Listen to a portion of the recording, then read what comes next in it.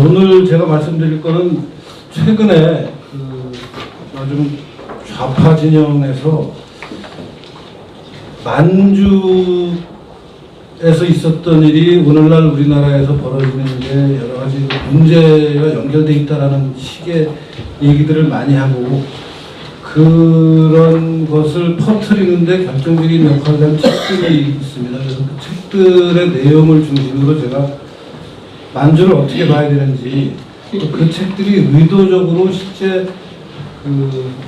중요한 대목에서 비틀어 놓은 게 있습니다. 그러니까 이건 아주 굉장히 악의적이라고밖에 해석할 수 없는 것들인데요. 그런 내용을 좀 중심으로 말씀을 드리겠습니다.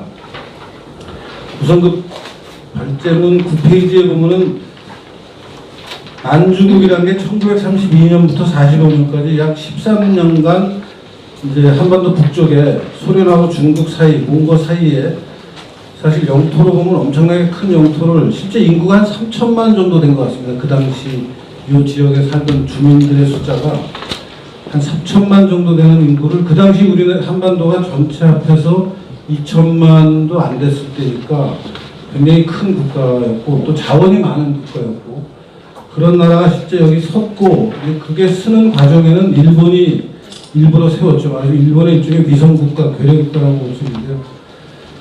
이 국가를 세운 이유는 그 옆에 있는 그 지도가 만주철도, 그게 이제 다련에서부터 하얼빈까지 쭉 연결되는 거고, 이거 말고도 사실 만주의 철도가 굉장히 복잡한 노선을 일본이 많이 세웠습니다. 제가 그 자료도 있는데 그림이 너무 많아져서 빼버렸는데요.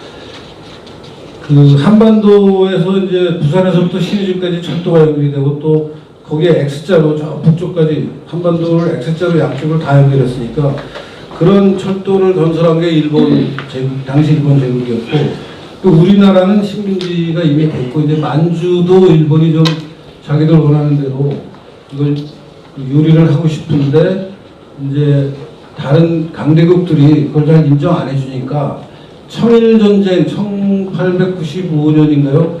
청일전쟁이 끝나고 대만하고 여순다롄을 일본이 차지했죠. 그거를 삼국 간섭으로 대만은 계속 지켰지만 만주의 여순다롄을 뺏겼습니다. 일본이 맞으면 그 당시 일본보다 앞서 있는 강대국들이 약간 좀 지납시니까 중국한테 니네 여순다롄 뺏어간 거는 돌려줘라. 그래갖고 뺏기고, 그리고 나서도 계속 이제 철도 부설권을 얻어서 이 만철 건설을 했는데, 이 만철 건설에 따른 여러 가지 그 위험 부담을 안심이 안 되니까 아예 여기 이제 만주국이라는 나라를 세우자라는 게 일본의 생각이었고, 실제 세웠습니다. 그래서 그 과정이고요. 그 과정에 이제 우리나라 사람들이 어떻게 연결이 되어 있나가 10페이지에 보면은 지도가, 이게 어디 교과서에 나온 지도인데요. 옛날 교과서에. 우리가 간도라고 부르는 땅이 바로 정확히 만주국이 이제 지배하던 땅인데요. 간도가 동간도, 서간도, 북간도 이렇게 세 간도로 나눠져 있습니다. 그 동간도는 우리나라의 이제 그 북쪽 국경에서 오른쪽 편, 서간도는 왼쪽 편. 그리고 그 동간도 동간도 서간도의 뒤편에 있는 그 만주의 배후지, 몽고랑 러시아랑 다 있는데 그쪽이 이제 북간도였죠. 거기가 말하자면 우리 한인들이 조선 시대부터 이제 많이 넘어가서 농지가 모자라는 사람들이 가서 농지를 싸게 확보해서 쌀농사, 벼농사를 이제 막 끌어올리던 지역이었고, 그게 이제 1910년에 우리가 합병이 되고 나서는 이제 청나라는 거기가 자기들이 청나라가 이제 만주족이 된 나라니까, 이 만주가 청나라의 본거지잖아요. 그래서 청나라가 중국 본토를 양자랑이랑 평화 쪽에 여기를 지배하고 봉급이라고 해서 사람이 잘 못 다니게 해놨습니다. 그러니까 자기들 본거지를 좀 아주 도전하자는 취지였던 걸로 알고 있는데요. 그래서 우리는 우리대로 이제 몰래 내놓고는 못하고 사람들이 이주를 해들어갔고, 청나라 사람들도 몰래 들어온 사람들이 있고, 러시아 쪽에서도 몰래 들어온 사람들이 있고, 그래서 일종의 무법천지가 돼 있던 게 그 당시 만주였고, 그 만주를 이제 아까 말씀드린 일본이 철도를 포함한 여러 가지 이해관계를 이제 계속 거기 만들어내니까 그걸 보호하려고 만주사변을 일으키죠. 만주사변이라는 게 이제 만철의 어디 봉천 근처에 이제 철도를 파괴를 하고, 파괴된 게 사실은 일본이 자작극인데 중국이 이런 일을 저질렀다고 하면서 군사행동으로 만주를 이제 완전히 군사적으로 지배하는 게 만주사변인데, 그러고 나서 이제 만주국이 쓰게 되는데요. 그 만주국이 쓴 걸 보고 중국이 가만히 있지 않습니다. 중국이 억울하니까, 이게 우리 땅인데 일본 애들이 와서 자기네 땅이라고 하니까 이걸 국제연맹, 당시 국제사회에다가 하소연을 합니다. 그래서 국제사회에다가 야, 이렇게 일본이 우리 만주를 지배하고 무력으로 지배하고 하려고 그러는데 이걸 좀 국제사회가 좀 제재를 해줘야 되지 않느냐 하는 여론을 일으켜서, 그 여론에 따라서 국제연맹이 리튼이라는 사람, 영국 사람인데요. 리튼이라는 사람을 단장으로 한 조사 보고를 해라 라고 해서 위원회를 만들고, 그 위원회가 조사 보고한 것을 32년 10월인가 이제 그 국제연맹 이사회에 보고를 합니다. 국제연맹 이사회에서 보고한 것을 이제 놓고 국제연맹 본회의가 열리는 게 33년 1월부터 한 3월까지인데요. 그 국제연맹 본회의가 이제 33년 초에 열려서 이 리튼이 낸 보고서를 기초로 그러면 만주를 어떻게 될 것이냐 하는 이제 논의를 하고, 결론을 만주의 철도는 일본이 넣은 것이 인정이 되니까 그 재산은 보호해줘도 만주 지역 자체에 만주국이라는 걸 세워서 일본이 지금 그 중국의 주권을 침해하고 있는데 이건 잘못된 거다. 설명해라. 만주에서는 군사 빼고 만주의 주권은 중국에 있다는 결의문을 채택을 합니다. 그래서 일본이 그 결의문에 반발해서 국제연맹을 탈퇴합니다. 그리고 이제 일본은 맞아 국제사회에서 이 자기들에게 적대적인 데하고 반대편에 있는 사람들하고 힘을 합쳐서 이제 41년에 태평양 전쟁을 일으키면서 전쟁으로 가는데, 여러분은 잘 모르지만 이승만 대통령이 이 제네바에서 있었던 국제연맹 회의에 가서 만주에 우리나라 사람들이 많이 살고 있어서 문제가 더 복잡하고 만주 문제를 평화적으로 해결하려면은 한국을 독립시켜야 된다, 조선을 독립시켜야 된다라는 주장을 하기도 합니다. 그래서 그 자료를 제가 같이 넣었는데요. 우선 11페이지의 그림을 보시면은 그게 그 리튼 리포트의 표지입니다. 리튼 리포트가 큰 제목이 어필 바이 더 차이니즈 거버먼트로 되어 있어요. 그러니까 중국 정부의 항의에 관해서 우리가 보고서를 만들었다. 그 밑에 소제목이 리포트 오브 더 커미션 오브 인콰이리. 그러니까 중국 정부가 항의한 문제에 대해서 우리가 보고서를 만든 것이다라는 게 이제 큰 정식 제목이고요. 일명 리튼 리포트라고 합니다. 사실 근데 이 리튼 리포트가 구하기가 어렵지가 않습니다. 지금 인터넷에 들어가서 그냥 리튼 리포트라고 치면은 전문이 다 뜹니다. 그만큼 말하자면 중요한 그러니까 그 당시 만주국이 생길 때 국제적으로 그러니까 국제사회에서 조사를 해서 여러 가지 그 만주국의 얽히고 설킨 문제들을 유엔 리포트를 낸 거나 마찬가지입니다. 그러니까 굉장히 중요한 문제인데, 앞으로 제가 말씀드릴 그 만주국 문제 우리나라에서 나온 책들이 이 리포트를 전혀 인용하지 않습니다. 더구나 이제 보여드릴 이승만이 이제 이 리포트의 내용을 가지고 코리안식 만추리아라는 책자를 만들어서 그 당시 국제회의에 참가했던, 국제연맹에 참가했던 각국 대사, 각국 그 외교 대표들, 그 다음에 거기에 온 언론에다가 배포를 하고 한인 문제가 만주국 문제를 평화적으로 해결하는 게 얼마나 중요하냐 하는 얘기를 굉장히 잘 호소해서 굉장히 주목을 많이 받습니다. 근데 그런 내용들이 전혀 이 만주국을 주제로 우리나라에서 출판된 책들에는 앞으로 이제 제가 말씀드릴 텐데 전혀 나오질 않습니다. 11페이지 그 아래 그림은 그냥 기억을 여러분들 확실하게 하기 위해서 그 만주는 1895년이라고 저 녹색 글자로 작게 써있죠. 우리나라가 1910년, 일본한테 먹힌 순서입니다. 만주가 1895년, 우리나라가 1910년, 만주가 1934년에 이제 완전히 정리가 된 거였고요. 중국하고 전쟁하는 게 1937년이죠, 일본이. 그래서 이제 북경을 먹습니다. 상해도 먹습니다, 37년에. 그리고 상해하고 북경 사이 있는 지역 전체를 38년에 먹습니다. 홍콩, 마카오 다 먹습니다. 이게 말하자면 일본이 커져가는 말하자면 일본 군국주의가 아시아를 침략하는 과정이 잘 드러나는 거고 바로 이런 배경에서 지금 만주일이 벌어지고 있는 겁니다. 그리고 12페이지로 가면 그 이승만이 썼다는 코리안즈인 만추리아라는 책이 사실은 이게 연세대 도서관의 귀중본 열람실에 처박혀 있어요. 아무도 연세대 이승만 연구원 관계자들이나 알지 일반 사람들은 전혀 모릅니다. 지금 제가 마침 연대 이승만 연구원 원장을 해서 이걸 이제 알게 되고 저는 이걸 자꾸 외부에다 소개를 하려고 그러는데 맞으면 이게 이제 학자들 사이에 이런 게 있다는 게 알려지지가 않고 있어요. 그러니까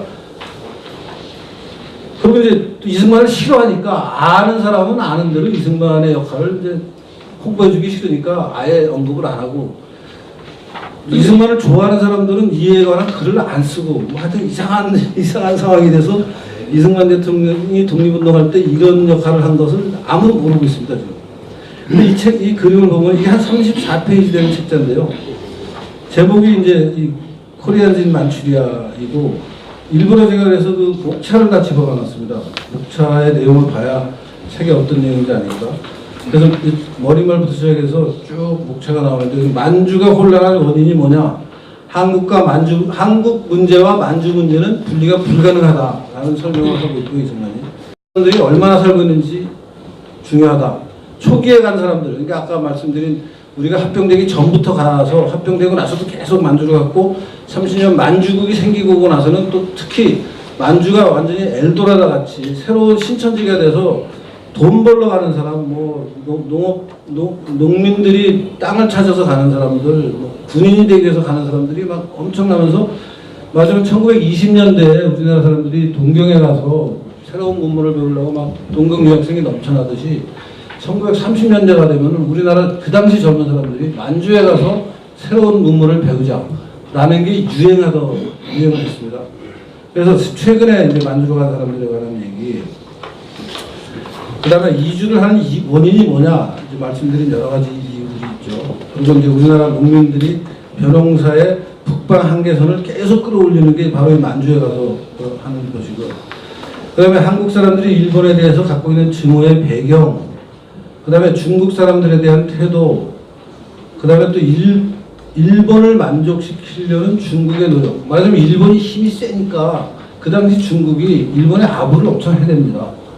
그런 것들이 얽히고 설켜서 구체적으로 터진 사건 중에 하나가 아마 여기 계신 분들도 잘 아는 만보산 사건이라는 게 있습니다. 이 만보산 사건의 핵심은 이겁니다. 우리나라 농민이 만주에 가서 농사를 짓는데 중국 사람들이 농사 짓는데 이 물길이 있습니다. 그 물길에서 물을 빼야 이제 농사를 지을 수 있으니까 물길을 뺐더니 중국 사람들이 한국 사람들이 새로 와서 농사를 개척하니까 자기들 논에 들어오던 물이 중간에 좀 새면서 자기들 논에 물이 잘 안 가게 됐어요. 이걸 좀 평화적으로 해결을 해야 되는데 중국 사람들이 이 한인들을 때려 죽입니다. 이 때려 죽이는 거가 우리나라 국내 신문에 보도가 됩니다. 동아일보, 조선일보 보도가 돼서 우리나라 국내에 사는 중국인들이 또 우리나라 사람들 손에 맞아 죽습니다. 그러면서 막 악화일로로 가는 그런 사건이 만보산 사건인데 이게 그리고 이승만은 이주에 간 한국 사람들을 포함한 만주에 사는 주민들의 국적 문제가 정리가 잘 안 돼서 생기는 문제들이다. 근데 이 국적 문제가 굉장히 얽히고 설켜 있습니다. 그러니까 조선이 있을 때는 조선 사람이 만주에 가는 겁니다. 조선이 없어지고 식민지가 됐을 때는 일본 국적을 가진 한국 사람이 만주에 가는 겁니다. 거기에 중국 사람들이 그러면 만주에 온 이 한국 사람들을 중국 국적을 인정해줬겠느냐 안 해줬겠느냐 하는 게 복잡한 문제. 우선 만주가 처음에 중국 땅이었으니까. 그러다가 34년에 32년부터 만주국이 세워져요. 만주국은 일본의 괴뢰국가이지만 그 당시 조건에서는 일단 국제적으로 인정받은 독립된 국가였어요. 그럼 만주국의 국적을 가진 사람이 한국 국적을 우리나라 사람이 만주에 살 때 한국 국적을 갖는지 중국 국적을 갖는지 만주국 국적을 갖는지 하는 것들이 너무나 얽히고 설켜 있는 것을 정리해야지 이 문제가 해결이 되고 그러려면 조선을 독립시켜야 된다라는 게 이승만의 주장이에요. 근데 이 중요한 내용들이 만주국이 서서 만주국이 대한민국에 어떤 영향을 미쳤느냐를 얘기하는 이제 다음의 책들에는 전혀 언급이 안 됩니다. 그리고 제가 일부러 이승만 대통령이 제네바에 가서 활동할 때 쓴 일기도 남아 있습니다. 그래서 일기의 일부분을 제가 일부러 인용을 해놨는데 14페이지에 보시면요. 33년 1월 13일 일기입니다. 그 일기를 보면 1월 13일 일기 끝에 가서 보면요. 이승만 대통령이 혼자 하는 말이 일기에다가 이제 지구상의 모든 나라가 한국은 일본이 침략 야역의 첫 번째 단계이고 만주가 다음 단계이며 이것이 결코 끝이 아니라는 사실을 분명히 알게 될 것이다. 그러니까 일본이 한국 먹고 만주 먹고 그 다음에는 세계를 먹고 미국에 공격할 거다라는 얘기를 이승만이 41년 책에서 하는데 그 얘기를 지금 이미 34년부터 하고 있는 겁니다. 결국 일본이 세계를 상대로 싸움할 거다라는 거를 자기 일기에다 적고 있는 겁니다. 그 다음에 33년 2월 4일 일기에 보면요. 중국이 이 문제를 국제연맹 회의에 상정하는 것은 이해 당사국이니까 설득력이 없을 거다. 그러니까 노르웨이나 스웨덴 같은 이 대표가 이 문제를 국제연맹에 상정하는 게 훨씬 더 일반 회원들한테 만주 문제를 해결하는 결의안을 결정하는데 설득력이 있을 거다라는 생각을 지금 이승만이 혼자 하고 있는 겁니다. 일기에. 그 다음에 33년 2월 13일 마지막 제가 인용한 일기에 보면은 이 만주 문제를 해결하려면은 자기 생각에는 만주에 가서 지금 현재 살고 있는 이 국적 문제가 얽히고 설켜 있는 사람들한테 국적을 선택하게 해라. 그리고 선택하게 할 때 이중 국적을 허용할지 안 할지를 너네들이 미리 결정해놔. 그리고 거기서 사는 사람들한테 물어봐서 나는 조선 사람이다 그러면 조선 아니니까 그 당시 조선이 없죠. 일본 사람이다 그러면 일본으로 하고 중국 사람이다 그러면 중국으로 하고 맞으면 에스닉 오리진에 상관없이 국적을 선택하게 해서 그러면은 이제 만주 문제를 해결하는 기본 출구가 생기는 거다. 그런데 일본은 그걸 허용하지 않는다. 그래서 일본이 문제다. 라는 얘기를 하고 있는 겁니다.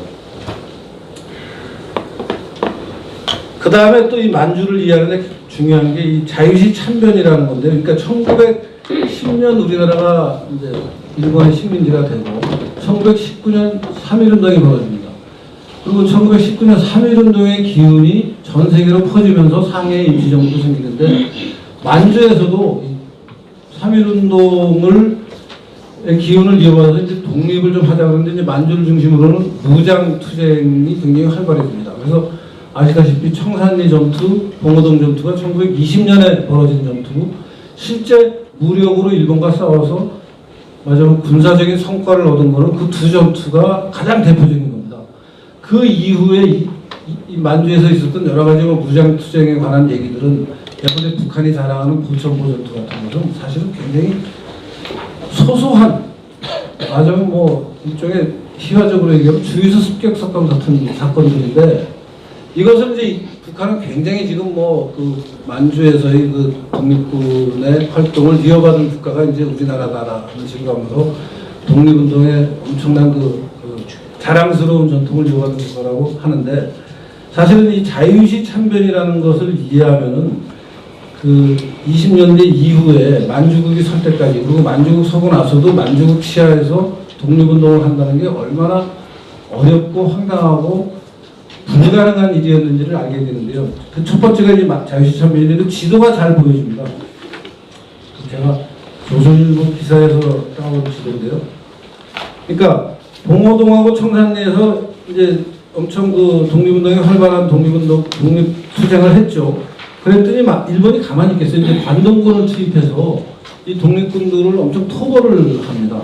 토벌에 쫓겨서 이제 중국 국경을 넘어서 스보보든이라고 이걸 자유시 지금은 스보보든이고 옛날에 자유시라고 부르는데요. 이게 그 당시 이름으로 또 뭐가 있는데 잘 기억을 못하겠는데 하여튼 이 지역까지 후퇴를 하면서 이제 독립군들이 당시 중공군이죠. 중공군이나 러시아 군대에 의탁을 합니다. 러시아는 근데 그때 1917년에 그러니까 1917년에 그 모스크바랑 페테르스부르크 이 지역에서는 이제 러시아 혁명이 벌어져서 제정 러시아는 과거 러시아를 유지하려고 이 혁명군인 적군 러시아하고 싸우는 일이 벌어졌고 그게 모스크바 쪽에서는 정리가 됐지만 이 극동에서는 아직 정리가 안 돼서 백군하고 적군이 계속 싸우는 중이었어요. 근데 일본이 백군을 도왔습니다. 제정 러시아 편을 들었어요. 그러니까 독립군은 당연히 이념적인 문제를 떠나서 일본의 적이 백군이면은 그 백군하고 싸우는 러시아 적군이 우리 편이구나 하고 적군 편을 들어요. 그래서 적군 편에 이제 의탁을 해서 뭐 러시아 국적을 얻고 중국 국적을 얻고 적군 편에 들어가서 러시아 맞으면 붉은 군대에 이제 독립군들이 많이 들어갑니다. 이제 그 사진을 보여주는 거 하나가 있다고 보여드릴 텐데요. 그렇게 의탁하던 사람 중에 하나가 이제 김일성인데 그 사람들이 쫓기고 쫓겨서 일본군에 쫓겨서 이제 러시아 국경에 그 스보보든이라는 데를 갔는데 전쟁이 백군이 지고 이제 러시아 백군이 지고 적군이 이긴 걸로 끝이 납니다. 그랬더니 일본이 다시 이제 러시아 적군과 화해를 모색해요. 그래서 이제 러시아 적군 입장에서는 일본이 자기들이랑 싸우다가 일본도 센 군대고 이제 러시아는 워낙 그 당시 아무리 혁명을 거쳤지만 강국이니까 두 강국끼리 싸우는 게 서로 피곤하니까 이제 화해를 하려고 그러는데 러시아가 일본한테 화해를 하자, 일본도 러시아한테 화해를 하자 하니까 일본이 조건을 겁니다. 그럼 화해할 테니까 니네 우리가 적으로 삼고 우리가 문제로 삼는 저 한인 독립군들 얘네들 처형 좀 해야 되나. 걔네들을 무장해제하고 처형까지 아니고 무장해제시켜서 더 이상 일본의 위해를 가하는 세력으로 안 되게 해달라라고 하니까 러시아 적군이 오케이 그렇게 해줄게 하니까 이제 우리 독립군들이 아 이게 무슨 소리야 일본하고 우리 싸워야 되는데 니네 같이 싸운다고 해서 니네 편에 들어갔는데 니네가 우리 무장해제 시키면은 안 되지 그러면서 그 말을 안 듣습니다. 그러니까 러시아 군대가 우리나라 독립군을 이 자유시에다 모아놓고 그냥 쏴 죽입니다. 쏴 죽여서 몇천 명이 죽습니다.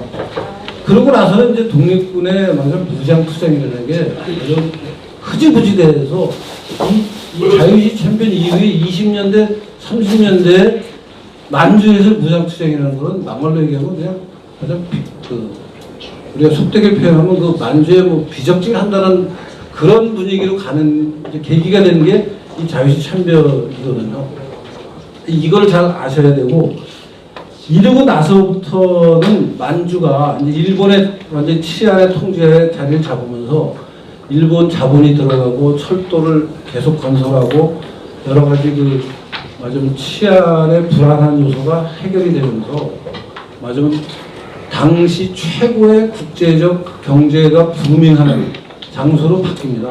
그리고 이제 만주국이 건설되고 나서 완전히 자리를 잡으니까 그러고 나서 우리나라 사람들이 만주에 금광 캐러, 금광 개발하러 또 뭐 농사지러 새로운 사업하러 이제 많이 가게 되고 37년에 아까 지도에서 보셨지만 일본이 중국하고 전쟁을 하면서 자기네들 젊은 인적 자원이 군대에 들어갈 자원이 모자라니까 조선 사람들도 우리가 지배하고 있는 조선의 젊은이들도 일본 군대에 가서 이제 정식 군인으로 참전할 수 있죠. 일본 군대에 가서 군인으로 활동할 수 있다라는 길을 열어놓습니다.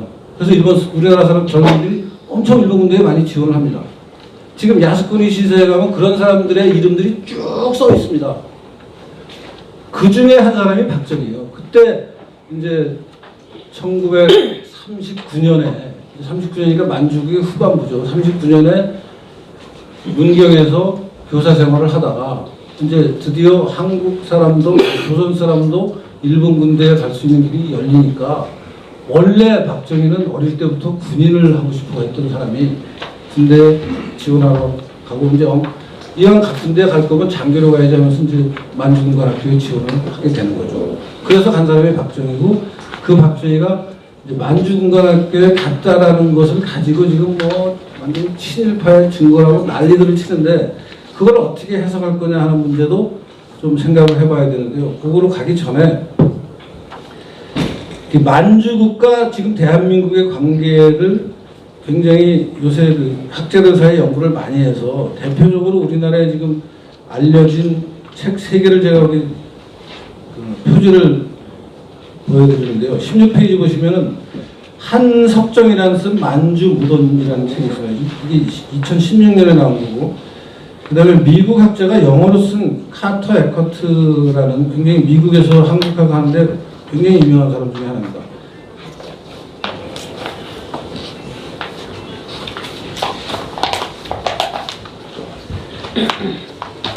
이 사람이 이제 그 박정희가 만주군관학교에서 찍은 그 사진을 이렇게 표지에 넣어서 박정희와 현대한국이라는 제목을 붙여서, 그리고 이제 부제가 The Roots of Militarism 1866년에서 1949년까지 45년까지, 그러니까 박정희와 현대한국, 그 다음에 군사주의의 뿌리 1866년부터 1945년 이런 책을 썼습니다. 이 책 내용도 제가 좀 설명을 드리고, 그리고 가장 악질적인 책이 강상중 현무암이라는 사람이 쓴 2012년에 출판된 기시노브스키와 박정희라는 책입니다. 이 세 책이 전부 만주 문제에 대해서 이제 여러 가지 얘기를 하고 있는데, 중요한 것은 만주가 그렇게 발전할 때 그 여러 가지 굉장히 좀 국가주의적으로 발전을 시켰던 그 모델이 박정희가 60년대 이후에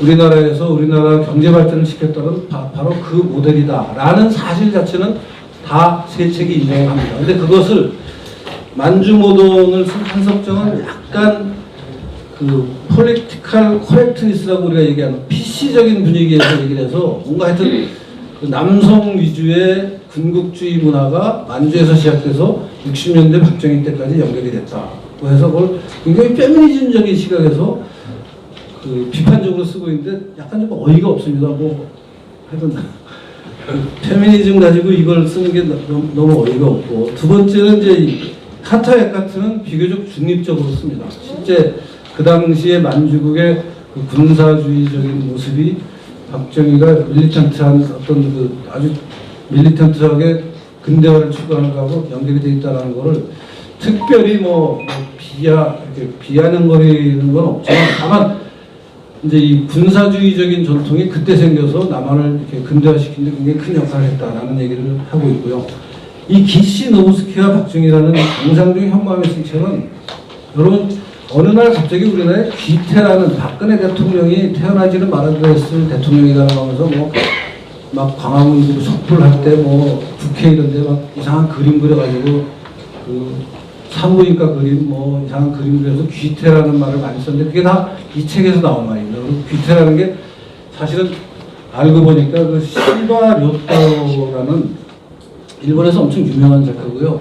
언덕 위의 구름이라고 해서 일본의 아주 젊은 이들이 일본의 일본이 이제 그 당시 근대화를 하지 못하면은 세계적인 흐름에서 밀려나서 완전히 이제 이름 없는 국가가 된다라는 것에 대한 일본 젊은이들의 어떤 각성과 그것을 헤쳐나가려면 어떻게 되면서 일본 육군과 일본 해군이 엄청 발전하게 되는 과정을 아주 잘 그린 언덕 위에 구름이라는 소설이 있고, 한 10권짜리 소설이고요. 그 소설을 이 책이 일본에서 2012년에 이제 강상중과 현무암이라는 제1급 학자가 쓰는데, NHK에서 그 대하 사극으로 만들어져서 일본 국민들 사이에 엄청 시청률이 높았습니다. 그래서 그 언덕 위의 구름을 쓴 시바 료토가 귀태라는 말을 잠깐 썼어요. 그걸 이제 이 강상중이 제1급 학자인데 따다가 박정희와 우리나라 만주국을 이제 귀태라고 뒤덮는데요. 한석정의 책은 제가 일일이 설명할 필요 없고, 하여튼 핵심은 만주국의 그 당시 경제 발전하던 그 전략이 60년대, 70년대 박정희 개발 전략의 핵심이었고, 그것이 성공했다라는 얘기까지 동의를 합니다. 한정석은. 에커트는 이제 군사주의의 뿌리가 세 가지가 있다 그러면서, 하나는 그 병인 양료부터 시작해서 대원군이나 고종이 군대를 강화하려고 하는 노력을 열심히 했지만 결국은 1907년 우리나라 군대, 그러니까 조선 군대가 해체가 되면서 이제 실패했다라는 얘기. 그게 1차 웨이브였고, 군사주의. 두 번째 2차 웨이브는 30년대 만주국을 중심으로 해서 한국 사람들의 군사적인 어떤 인적 역량, 제도적인 역량이 많이 강화됐다. 그게 세 번째 이 군사주의의 흐름인 이제 6.25 전쟁 이후에 우리나라 군부가 굉장히 이제 사회적으로 그 중요한 역할을 하게 되는데요. 그 6.25 전쟁 이후에 우리나라 군부의 역할의 뿌리는 2차 웨이브인 만주에서의 그 인적 그 배양이 된, 인적으로 제도적으로 배양이 된 그 사람들이 결국 활약한다. 이 얘기 다 맞는 얘기죠. 그 얘기를 씁니다. 그리고 이제 강상중 현모함은 17페이지부터인데 여기는 제가 읽겠습니다. 같이 보시죠. 기시노부스키와 박정희, 다다키 마사오, 박정희에게 만주국이란 무엇인가? 이건 일본 고단샤 강남사에서 출간한 흥망세계사라는 책의 18권 대일본 만주제국의 유산이라는 책을 완역한 책입니다. 그리고 그 책 뒤에 민족문제연구소 연구실장이라는 타이틀을 가진 박한영이 만주국과 만주 친일파 그리고 박정희라는 해제를 붙인 책인데요. 우선 일본에서 나온 책의 제목과 우리나라에서 나온 책의 제목이 내용은 같은데 분위기가 너무 다르죠. 이거는 일본에서 일본의 그 과거 만주국이라는 그 국가의 유산이 무엇이냐를 그냥 굉장히 중립적으로 이렇게 분위기에 제목을 붙였는데 우리나라에서 나온 거는 이제 뭔가 박정희가 친일파에 완전히 친일파라는 분위기를 물씬 풍기는 거고요. 그 다음에 이제 그 민족문제연구소에 대해서 좀 아셔야 되는데, 민족문제연구소는 친일파에 대한 정의를 최대한 확대 해석해서 친일파가 세운 대한민국은 정통성이 없는 나라, 즉 태어나선 안 될 나라라는 인식을 우리 국민사회에 입혀지는데 앞장서온 민간단체입니다. 이 단체가 2009년에 출판한 친일인명사전은 바로 이와 같이 편파적인 단체가 자의적으로 선정한 약 4,400명의 인물에 대해서 친일 행적을 사전으로 만들어 놓은 책인데요. 이 단체가 여러분 아시겠지만 2012년에는 인터넷에다가 100년 전쟁이라고 해서 이승만, 박정희 두 사람이 친일파, 그러니까 우리나라 조선이나 한국 사람들은 일본이랑 100년 동안 전쟁하고 있는데 일본이 우리나라를 식민지화하고 그다음에 미제국주의가 우리나라를 식민지화한 것에 우리가 싸워야 된다. 뭐 그런 내용으로 이제 영상을 만들어서 올렸는데 이게 이제 뭐 명예훼손을 했냐 안 했냐 하면서 지금 법적인 다툼까지 진행되고 있고요. 또 제가 이 영상들 중에 내용이 굉장히 잘못된 게 많아서 구체적으로 그때 뭐 신문에도 얘기를 하고 뭐 이런저런 종편에 나가서 이 영상 중에 이런 부분은 뭐가 잘못된 거라고 얘기를 했더니 이제 영상이 계속 맞아 바뀌더라고요. 처음에 올랐던 영상의 내용하고 지금 여러분이 들어가서 보면 이제 법적으로 문제가 되지 않게 말하자면 그 사실관계가 잘못된 것은 다 이렇게 수정이 되는 게 또 있더라고요.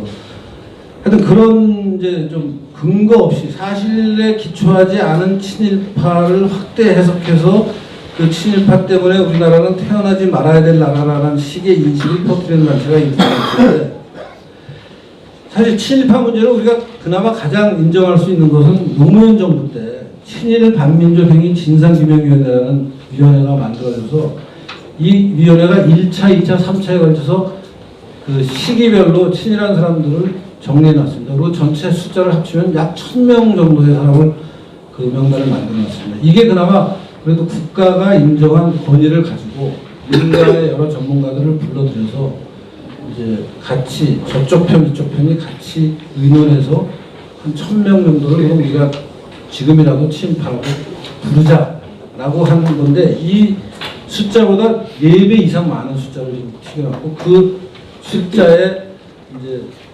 당연히 민족문제연구소 쪽에서는 이승만 박정희를 넣으려고 하는 거고 이 노무현 때 만든 위원회에서는 이승만 박정희 두 사람은 전혀 포함이 안 돼 있습니다.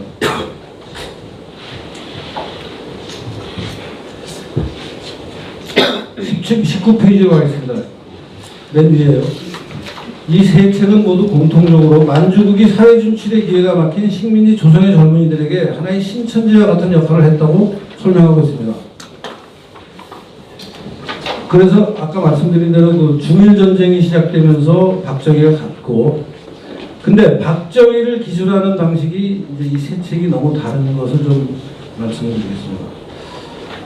박정희 한정석 책에서는요, 박정희 개발체제가 만주국의 근대화를 이어받은 사실을 비교적 중립적으로 그러나 정치적으로 올바른 성인지 감수성, 페미니즘적인 입장에서 이걸 이제 설명하고 있어서 좀 이상한 얘기인데요. 넘어가겠습니다. 그냥. 맨 끝으로 가면 19페이지에 에커트 책에 관한 평가를 제가 했는데요. 요걸 좀 보시는 게 좋을 것 같습니다. 에커트 책은 첫 번째, 국가적 위기 상황에서 군대가 정치에 개입하는 것은 권리만이 아니라 의무이기도 하다. 두 번째, 국가적인 차원에서 부와 힘이 축적되기 위해서는 무제한적으로 사적 이윤을 추구하는 자본주의 시스템을 방치할 것이 아니라, 만약에 시장의 자유를 무제한 허용할 것이 아니라 국가 권력이 감시하고 통제하고 계획을 내려서 개입할 수 있어야 한다. 세 번째, 이런 목적을 달성하기 위해서는 아무리 어려운 상황이더라도 하면 된다는 정신을 가지고 헌신적인 정신을 우리가 가져야 된다. 네 번째, 사회를 구성하는 모든 당사자들은 국가적 목표를 이루기 위해 그런 과업에 자발적으로 또한 동시에 규율적으로 참여해야 된다. 이런 정신이 만주에서 박정희가 사관학교를 다니면서 습득하게 됐고, 이 정신에 따라서 60년대, 70년대 발전이 이루어졌다는 얘기를 에커트는 하고 있고요. 저는 이 분석이 굉장히 정확한 분석이라고 봐요.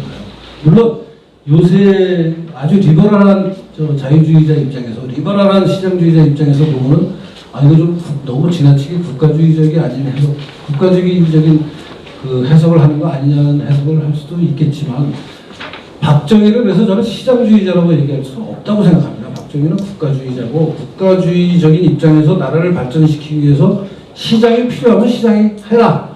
국가가 역할을 할 때는 국가가 역할을 해야 된다 하는 관점에서 우리나라 경제를 발전시켰고, 그게 60년대에 실제 있었던 예컨대 포항제철을 지을 때의 방식, 고속도로를 지을 때의 방식, 온갖 우리가 경제적 발전이라고 생각하는 여러 가지 시장을 완전히 배척하진 않았지만 시장과 국가의 역할이 적절히 잘 조화돼서 이루어졌던 게 박정희 경제개발의 핵심이고, 에커트가 이 부분을 잘 정리하고 있습니다.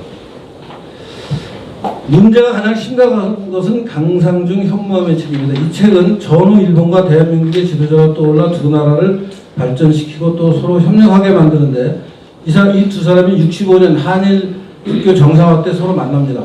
둘 다 정치적 지도자가 돼서. 가장 핵심적 역할을 한 박정희와 기신 노부스케 두 사람이 45년 8월 해체된 만주국이 남긴 유산 그 자체라고 주장합니다. 사실 이 주장 자체가 그리 문제된 이유는 없는데, 다만 그런 주장을 하는 저자들의 선입견, 이 강상중이 갖고 있는 선입견이, 강상중은 제1교포 학자인데 엄청 그 우파, 일본의 우파적 성향에 저항하면서 굉장히 양심적인 지식인 거를 내세우는데 저는 좀 불편합니다. 선입견이 만들어내는 해석의 편향성이 심각하다. 저자들은 특히 박정희의 근대화와 전후 일본의 발전이 국가를 중심으로 진행된 우익 독재의 산맥이기 때문에 부정해야 한다는 논리를 풉니다. 그러나 전후 일본의 발전, 박정희의 근대화는 세계사적인 찬사를 받고 있고, 국내적으로도 저는 절대 다수의 국민의 지지를 받았다고 생각합니다. 5.16을 지금 뭐 좌파들이 엄청 비난하지만 실제 5.16 일어났을 때 직후에 장하준, 함석헌 이런 사람들이 지지했습니다. 그리고 그 당시 국민들 전체적으로 보면 압도적으로 5.16을 잘한 일이라고 얘기했고요. 또 자주국방 중화공업화를 위한 유신체제도 그 당시 국민들은 절대적으로 지지했다고 저는 생각합니다. 물론 지금 와서 뭐 여러 가지 얘기를 하지만 유신체제가 있고 나서 그 당시 사람들한테 찬반 투표를 했어요. 물론 그 찬반 투표가 뭐 억압적인 분위기 속에서 치러졌다는 비판도 있지만 그 당시 국민들은 절대적으로 유신체제를 지지했다고 저는 확신하고 있습니다. 그리고 전후 일본의 발전에 대해서 일본 국민들이 갖고 있는 자부심도 사실 기신 노부스케를 그렇게 우리나라에서 좌파들이 막 일본 극우의 어떤 아주 나쁜 사람으로 그리고 있는데 이런 평가가 받아들일 수 없는 거고요. 이 객관적 사실을 저자들은 귀태라는 지극히 부정적인 용어로 비틀어서, 귀태라는 원래 뜻이 태어나선 안 될 아이라는 뜻을 가진 단어인데, 민족문제연구소가 태어나서는 안 될 나라라고 우리나라를 비하하는 거하고, 이 강상중이 태어나서는 안 될 아이라는 것이 아주 일종의 그 라임이 맞는 거죠. 이 책으로 2배가 됐습니다. 전체 4장으로 구성된 책의 각 장, 각절의 제목마다 귀태가 등장합니다. 예컨대 제1장, 제국의 귀태, 제2장 4절, 만주가 나온 귀태, 제3장, 만주 제국과 제국의 그래서 하여튼 귀태인데 그 다음으로 가면요. 1940년 만 23살의 나이에 군인이 되기 위해 만주 군관학교에 입학한 박정희의 초기 경력을 두고 친일파의 결정적 증거로 삼습니다. 미래를 준비하는 청년이 어쩔 수 없이 맞닥뜨리는 상황이라는 어쩔 수 없이 맞닥뜨린 상황에서 한 일이라는 상식적 해석을 거부하고 저는 만약에 23살의 청년이 일본 치하에서 육사를 간 것을 비난한다면 똑같은 비난을 노무현과 문재인한테도 할 수 있다고 생각합니다. 예컨대 75년 29살의 나이에 박정희 유신 정권 하에서 유신 헌법을 공부해서 사법시험에 합격합니다. 그러면 이 사람도 유신 앞점이라고 얘기해야죠. 우리가 박정희를 욕할 박정희가 23살에 그 당시 만주군관학교 갔다고 친일파라고 한다면 29살 나이에 유신 헌법 갖고 공부했죠. 유신 시대에 고시 붙으려면은 유신 헌법이 왜 필요하냐 뭐 이런 여러 가지 그 당시 갈봉근 또 한태영 이분들이 쓴 책 가지고 공부했어요. 이 사람 노무현 문재인이 그러면 얘네들도 유신의 앞점이라고 공격해야죠 당연히. 그런데 박정희는 그렇게 공격하고 문재인한테는 또 노무현한테는 그런 공격을 안 하는 거는 완전히 이중잣대를 볼 수 있고요. 또 거기에 한 걸음 더 나가서 21페이지로 가면요. 박정희가 39년 만 22세의 나이에 만주 군관학교에 입학하기 위해 썼다는 혈서. 이게 이제 진짜냐 가짜냐 혈서 쓴 보도가 정말 이게 진짜 신문이냐 뭐 여러 가지가 있는데 제가 이런저런 걸 다 확인해 봤더니 이게 지금 사실인 걸로 저는 생각하고 있습니다. 39년 3월 30일에 만주신문에 보도가 됩니다. 실제 혈서를 썼고 근데 혈서의 제목은 반도의 젊은 교사로부터 온 혈서 군관 지원 이렇게 제목이 붙어있고요. 이 기사의 내용을 읽어보면은 네가 혈서를 보냈지만 유감스럽게도 너는 요번에 뽑지 못했다 라고 되어 있습니다. 그러니까 혈서가 이제 그러고 나서 박정희는 그 다음에 또 만주군관학교에 지원을 해서 입학을 합니다. 그러니까 혈서가 만주군관학교에 입학하는 직접적인 어떤 그 박정희가 마지막 일본 제국주의 충성하는 것 때문에 충성하는 방식으로 혈서를 썼고 그거를 높이 평가받아서 만주군관학교에 입학하게 됐다라는 식으로 해석하는 것은 이 한 템포 늦어진 이거는 어떻게 해석할지도 되게 궁금합니다. 그러니까 혈서를 썼는데 이번에 안 뽑았어 너. 그러고 나서 그 다음 이제 거기는 신문 보도가 없습니다. 그러니까 신문 보도는 혈서를 썼는데 이 사람은 정중히 그 입학이 거부당했다라고 써 있고 이제 실제 있었던 건 그 다음에 또 박정희가 지원을 하고 만주군관에 입학을 해서 거기를 졸업하고 일본 육사 갔다가 44년에 관동군으로 이제 8단에 들어가는 게 있었던 일이죠. 그러니까 유신 시절 대학생들이 공안당국에 잡혀가서 전향서 씁니다. 지금 뭐 심재철 의원과 유시민이 뭐 네가 먼저 배신했니 내가 먼저 배신했니 싸우고 뭐 이해찬이도 전향서 썼던 게 문제가 되고 하는데 유신 당국에 잡혀가서 완전 물리력으로 너 전향서 써 해서 전향서 썼는데 자기들은 문제 안 났고 박정희가 일본 제국주의 치하에서 육사 가려고 혈서 쓴 거는 잘못된 거다라고 얘기하는 것도 저는 앞뒤가 안 맞는다고 생각해요. 그러니까 잣대를 만약에 박정희한테 들이대는 잣대를 다른 현대사에 있었던 일들에 들이댄다면은 다 같이 문제를 삼아야 되고 안 들이대면 안 들이대야 되는데 박정희한테만 지나치게 과한 평가를 하는 거 아닌가 하는 게 제 생각이고요. 그 다음에 이제 이 친일 청산이 미진했다는 문제에 대해서도 21페이지 중간부터인데요. 이제 계속 이게 민족문제연구소가 시비를 거는 건데 한번 읽어보겠습니다. 이거. 건국 당시 이승만의 친일 청산이 미진했던 이유는 그때의 상황이 친북 청산을 더욱 요구했기 때문이라고 생각합니다. 이건 제 생각이 아니라 이승만 대통령이 그렇게 생각했습니다. 대한민국에 있는 북한의 앞잡이들이 6.25 전쟁을 일으키기 위해 10여 명의 국회의원까지 포섭한 상황에서 이게 1949년 2월 2일 국회 프락치 사건입니다. 49년 2월 1일이에요. 이승만은 과거의 의적 친일파를 청산하는 과제보다 현재의 의적 당시 기준에서 공산당에 대처하는 과제가 당연히 우선한다고 판단했습니다. 이승만의 이런 판단은 17번 각주에 제가 써놓은 이승만의 담화문을 한번 읽어보면 알 수 있습니다. 그 17번 각주 담화문을 한번 읽어보겠습니다. 49년 2월 2일 반민법 실시를 앞두고 이때가 이제 반민법 실시를 하기로 결정할 때입니다. 특별 담화문에서 이 법 때문에 공산 세력이 준동하는 것은 방치할 수 없다고 이승만이 한 말입니다. 정부와 국회의 위신을 보존하여 반민법안을 단속한 단속한 건 빠른입니다. 빠른 시일 내에 끝마치도록 하자. 그러니까 반민법을 지금 만들었으니까 빨리 친일파를 정리하자. 이걸 만약에 빨리 하지 않으면은 반란 분자와 파괴 분자와 각처에서 살인 방화를 하며 인명이 위태하고 지하 공작이 긴밀한 이때 경찰관의 기술과 성격이 경찰관의 역할이 없으면 사태에 대처하기 어렵다.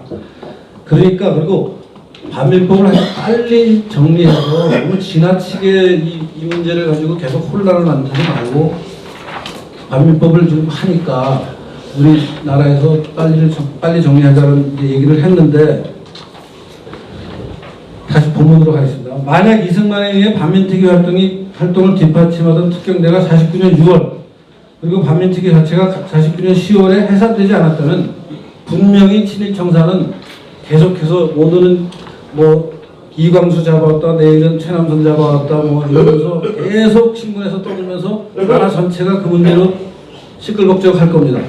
그러면은 친일청산은 해를 넘기면서 1950년에 6.25 전쟁이 날 때까지 계속됐을 공산이 큽니다. 분명합니다. 이건.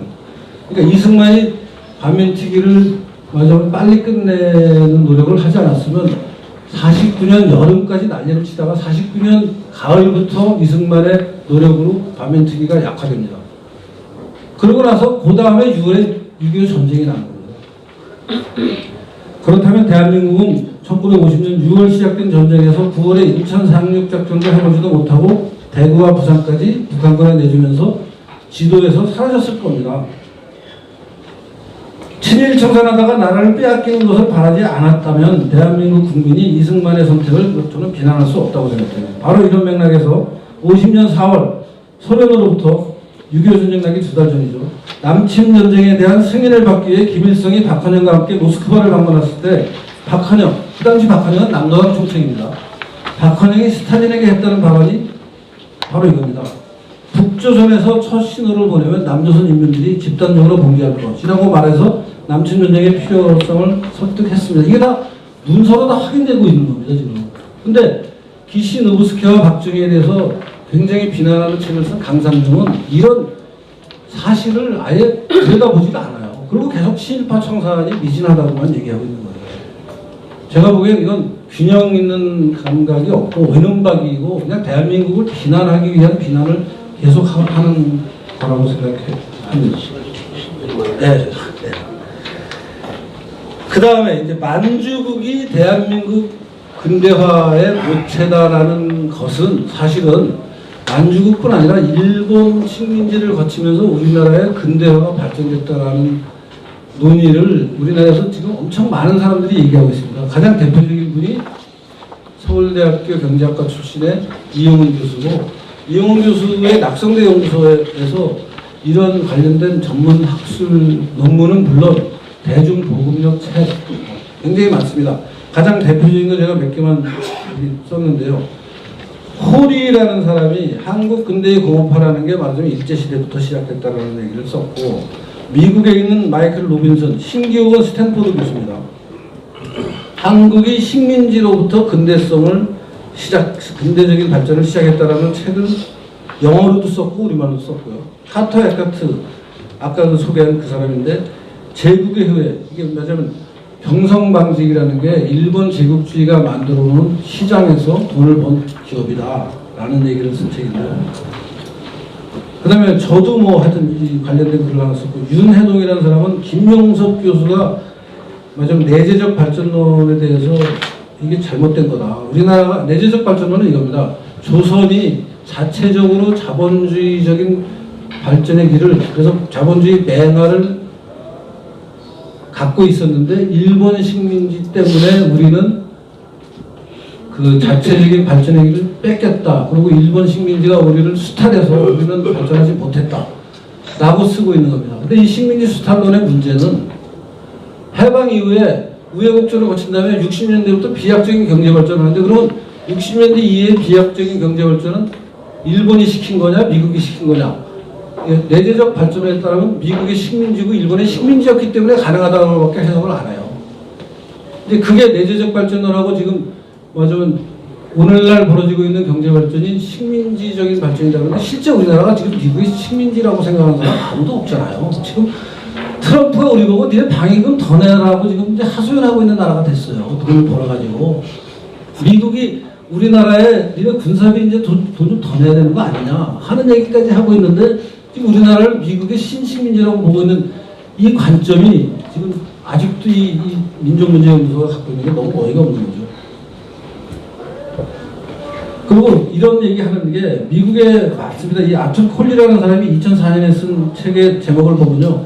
23페이지 맨 위에 콜로니얼 오리진 오브 모던 폴리티컬 이코노미, 그러니까 식민지로부터 시작됐다는 게 한국의 정치 경제적 발전은 식민지로부터 기원이 됐다라고 아예 제목에다 써있는데 이 책도 우리나라 학자들이 안 봐요. 이상해 죽겠어요 지금. 이게 안 보는데 정말 이상한 게 우리나라 학생들 이 카터 해커트도 이 책을 안 봐요. 카터 해커트나 아트 쿤이나 다 미국에서 한국에 하는 사람들인데 한 놈은 프리스턴 대학 교수, 한 놈은 하버드 대학 교수인데 서로 안 봐요. 참 이해가 안 돼. 다음 24페이지로 하겠습니다. 북한과 만주국의 관계, 이거야말로 우리가 관심을 기울여야 됩니다. 오늘 뭐 이해란 박사님 있다가 토론해 주실지 모르지만 사실 만주국의 유산을 우리는 긍정적으로 재활용을 해서 우리나라 대한민국의 발전을 만들어냈고, 북한은 만주국의 유산을 가장 비틀어서 가장 최악의 결과를 만들어낸 국가가 북한이라고 생각해요. 그러니까 한원구도 스스로 얘기하는 유격대 국가. 한원구라고 아시는 분은 아시겠지만 엄청 북한을 좋아하는 그 학자인데요. 이 사람도 유격대 국가, 그러니까 먼저 만주의 유격대 생활을 하던 김일성이 세운 북한. 그래서 뭐 정통성이 있다 하는 문제로 연결이 되는데 정통성은 100%. 그러니까 만주에서 말하자면 박정희는 그 당시 일본 국가가 갖고 있던 가장 최고급 지식을 가장 잘 습득해서 나중에 우리나라를 발전시키는 동력으로 삼았고, 만주에서 말하자면 일본군에 쫓기면서 생존에 급급하면서 먹고 살던 죽지 않으려고 활동했던 그 김일성이 세운 국가가 지금도 남한에다 공갈치고 뭐 국제사회에 공갈쳐서 삥 뜯어가잖아요. 뭐 밀가루 뜯어가고 뭐 쌀 뜯어가고 돈 뜯어가고. 이게 만주국의 그대로 유산이 그대로 남아있는 게 지금 북한의 실제 모습인데, 이 문제를 우리가 집중적으로 분석을 해야 되는데 이거를 지금 아무도 집중해서 하지 않고 몇몇 분이 정말 개척자적인 글을 썼습니다. 그래서 박명림이 우리가 주목할 만한 이제 박정희와 김일성을 비교하면서 박정희는 성공했고 김일성은 실패했다는 얘기를 했고요. 김용삼 기자가 김일성이 이제 가짜 김일성이 6명이 조합된 거다라는 얘기를 하면서 만주가 이제 이중적인 역할을 했다는 얘기를 했고, 그 다음에 잘 알려져 있지 않은데 장자환이라는 사람이 이 북한이 남한에게 가하고 있는 여러 가지 문제 때문에 남한에 여러 문제가 생긴다라는 글을 쓴 게 있는데 이 장자환 측은 잘 알려져 있지 않는데요. 그 25페이지의 사진을 보면요, 그 고단했던 김일성의 모습이 잘 드러납니다. 이게 88 여단대원 시절이 43년에 찍은 사진인데, 그 맨 앞줄에 있는 사람만 보면요, 맨 앞줄은 소련 사람, 그 다음에 그 앞줄의 왼쪽부터 소련 사람, 두 번째는 중국 사람, 세 번째는 중국 여자, 네 번째는 그 부대의 대장이었던 주보중, 중국 사람. 그 옆에 젊은 사람이 김일성입니다. 그 옆에 또 소련 사람. 말하자면 아까 말씀드린 자유시 참변 이후에는 우리나라 독립군이 자체적으로 독립운동을 할 방법이 없었어요. 그래서 중국 군대, 소련 군대에 들어가서 이런 식으로 활동했는데 이러면은 당연히 국적이 소련이죠. 당연히 국적이 중국이죠. 김일성 국적이 세계입니다. 이런 사람을 지금 뭐 무슨 항일 투쟁의 뭐 선봉이라고 생각하는데 여기 비해서 이승만은 일본 국적 절대 안 얻었어요. 무국적자로 살았습니다. 평생을. 대한민국에 와서 물론 대통령이 되고 대한민국 국적을 당연히 얻었겠죠. 근데 이런 독립운동을 보면서 뭐 만주가 독립운동에 뭐 엄청난 역할을 했다라는 식의 해석을 하는 거는 사실 말이 안 되는 거죠. 그냥 죽지 않으려고 만주에서 있었던 겁니다. 중국과 소련에 아부하면서. 그래서 뭐 그런 얘기들을 썼고요. 마지막에 제가 결론을 쓰려니까 제가 하는 생각을 미리 쓰신 분이 있더라고요. 91년에 월간조선에 나온 글인데요. 미국의 당시 서던 일리노이 대학의 교수였던 그 분인데 제가 한번 읽겠습니다. 워낙 좋은 글이고 사실 박정희는 그래서 일본의 친일을 한 게 아니라 그 길을 한 우리가 그 길을 할 수 일본을 이길 수 있게 소니를 삼성이 이길 수 있게 해준 그런 역할을 한 사람은 이제 막 친일파로 몰리는데 한번 요것만 읽겠습니다. 박정희의 공로를 인정하면서도 그의 청년 시절의 행적, 즉 일본 육군의 장교로서의 과거를 거론하여 비판하는 입장이 있다. 일제치하에서 그와 같은 길을 걸었던 한국 청년의 수가 적지 않았으나 이런 사람은 국가 원수가 될 수 없다는 결격사유를 가지고 있고 박정희는 친일분자일 수밖에 없고 우리 민족의 정기를 망친 자라고 극언하는 사람이 있다. 대일 구력 외교, 일본 경제의 종속이 모두 그의 책임이다. 그러나 시간이 지날수록 일본에 대한 한국의 위상은 군력 종속과는 반대 방향으로 발전하고 있습니다. 그의 실용주의 노선은 결국 어떤 명문론보다 민족 자존의 기림이 입증되고 있습니다. 젊을 때 만군의 장교였던 사람이 만주벌판에서 무력 항쟁한 사람보다 훨씬 큰 업적을 이루었다는 사실은 민족사의 아이러니입니다.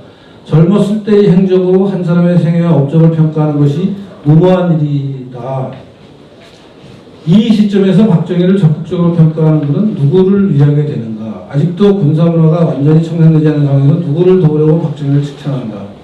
이 글에 대해서 자기가 쓴 글에 대해서 붕괴하고 필자를 욕할 독자가 많이 있지만 나는 나 자신에게 정직하기 위해서 내가 보는 대로 진실을 말하고 싶은 것뿐이다. 3040 세력에 이 글이 도움이 된다고 생각하지 않으며 설사 약간의 도움이 된들 나쁠 것이 무엇인가. 과거에 우리는 흑과 백, 선과 악을 명확히 가릴 수 있었다. 그러나 이제는 흑과 백을 포괄하여 파악하는 정치적 성숙성이 요구되는 더 높은 단계로 왔다.